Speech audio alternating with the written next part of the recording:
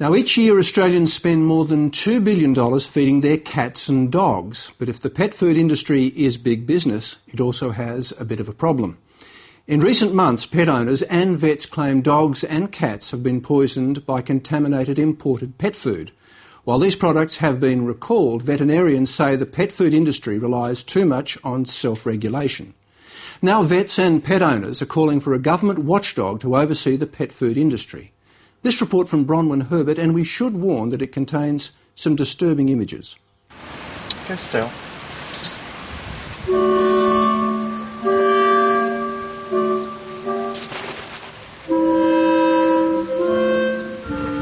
Just a few months ago, Stella was healthy and frisky. But that was before this Burmese cat began losing control of its hind limbs, which are now completely paralysed. She could run, jump and play. She would be outside hunting lizards all day. And today, she can't really move. Stella's spinal sheath is shattered, and the cat is also showing signs of brain damage. It's a devastating illness, basically. Ironically, veterinarians strongly suspect the cause is a diet of gourmet pet food. I'd have to say that the circumstantial link is extremely high because we've got nearly 50 cats affected to date out of a population of probably only 500 or so cats that might have been fed the diet. And we've seen no cats with this particular problem that have not been fed the diet, which is the other worrying thing and makes the definite link with the food.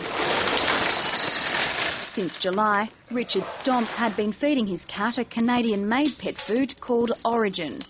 At $70 a bag, it's marketed as biologically appropriate to match a pet's natural diet, high in protein and low in carbohydrates. Come here, Frank.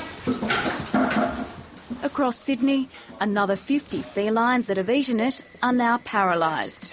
Nick Sandy's 3 cats are among them. One side, I wish we'd fed them, tin cat food, to be honest. But, we thought if you, give the cats better food, then it's going to cause less problems down the line with veterinary bills and, they have a better life. So what do? It's just one of those catch-22 situations. Champion Pet Foods has now voluntarily recalled its Origin pet food from Australia. While the company exports its popular cat food to more than a dozen countries, it says only Australia has experienced the disease outbreak and blames Australia's irradiation for the problem.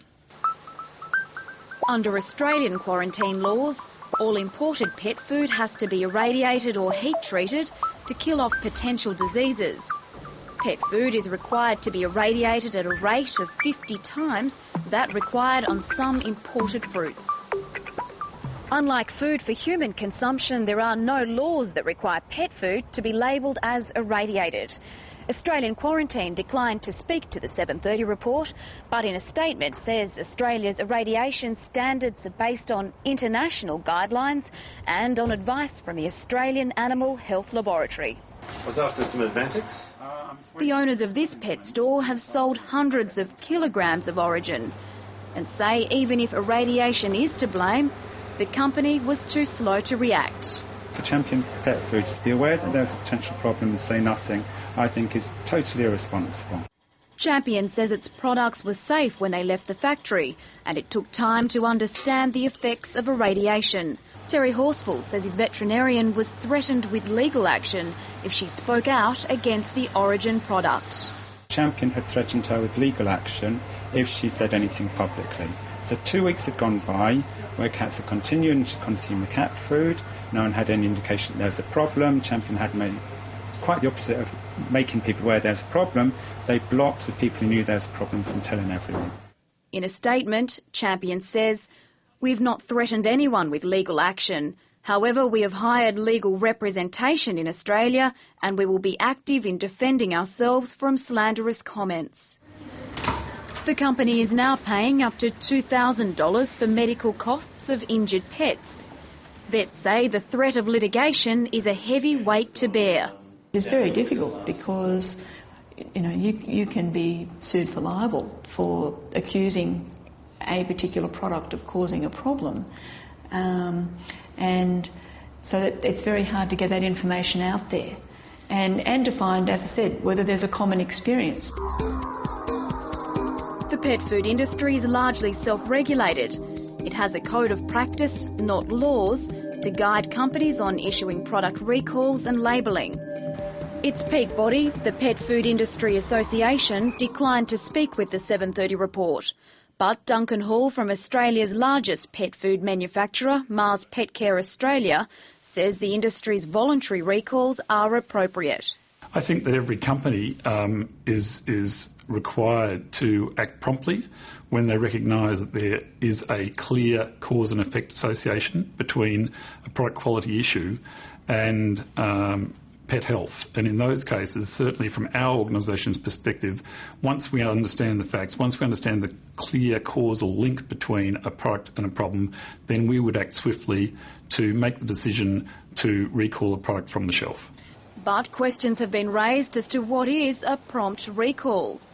In another case, a Kramer dog food treat made in China was recently taken off Australian supermarket shelves after it was revealed the product was linked to a debilitating kidney disease. Even though there's absolutely no scientific proof or link between Fanconi syndrome and our product, the chicken breast strips, which is a frustration to us, because of our care for the pets out there and the cases that have been raised with us, we have decided as a precaution to voluntarily recall the product. But vets say Kramer was first notified of the problem more than a year ago. Christine Hubey's two white-haired fox terriers both fell ill in May after eating the treats. Up until now, their treatment has cost about $1,069, which to some people would be impossible. And so I just think it's completely reprehensible that nothing could be done about this. You know, my vets were keen to do something, but they were threatened with being sued, right, by the company. And that's appalling. The head of Kramer denies there was a case of Fanconi syndrome before August last year. Up until then, we never had a single incident. In response to the voluntary recall, more than 100 pet owners and vets have contacted Kramer about dogs that are ill. With more than 70,000 tonnes of cash and dog food imported into Australia, veterinarians and pet owners are now calling for an overhaul in the way the pet food sector is regulated. It would be, I think, essential to have a reporting body just so that things like this may be picked up sooner, and they would have the resources to mount a case for a problem and then put the problem to the pet food company. Still, when you go into a supermarket and buy pet food, you don't really know what you're getting. The manufacturers are self-regulated. Now, there's a list of ingredients, but you don't know where those ingredients come from, and you don't also know if the food's been irradiated, because they don't have to put that on the label. And so that's what happened with Stella. I really didn't know what I was getting when I bought it. That report from Bronwyn Herbert.